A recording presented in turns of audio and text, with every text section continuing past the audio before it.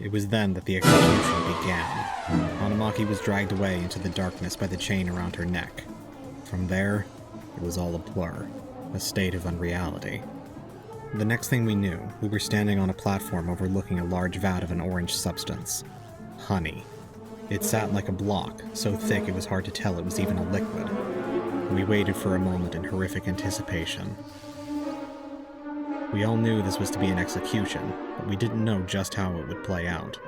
I'm sure each of us imagined countless awful nightmares of what would happen next, but the reality was still so much worse. From above, Hanamaki Hanagata descended, hung like a marionette by the neck. She scratched at her collar, fingernails finding only hard metal. Her legs dangled beneath her, feet finding only air.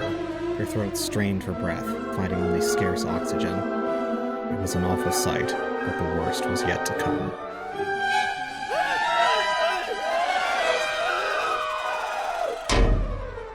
The collar snapped open, dropping her straight down into the viscous liquid below. Immediately, she was waist-deep, legs kicking beneath the surface, battling through the honey as she struggled to stay afloat. She thrashed, the honey like glue holding her movements back as she desperately attempted to keep her head above the liquid. Her arms beat at the surface, only for her clothes to stick to the sugary substance and further restrict her movement.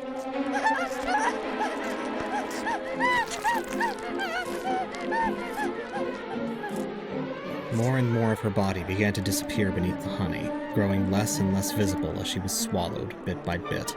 Her legs and feet were no longer visible. Her upper body was now sinking below, leaving only her head and shoulders exposed.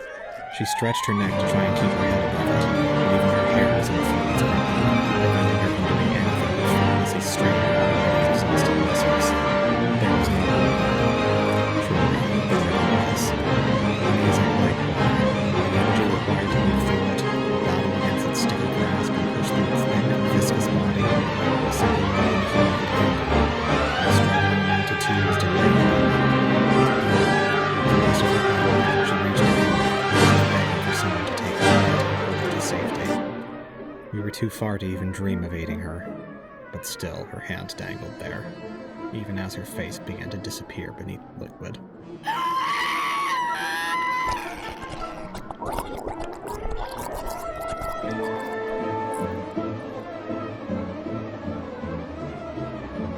She screamed with the last of her breath just before she went under. Although the honey was thick and stagnant, it still flowed into her open mouth as she sank under, flooding her throat and stuffing her airways.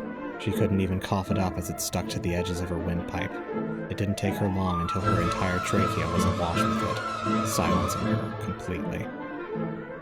I had never imagined someone could drown in complete silence, but as her lungs were packed with that heavy liquid, there was sick quiet.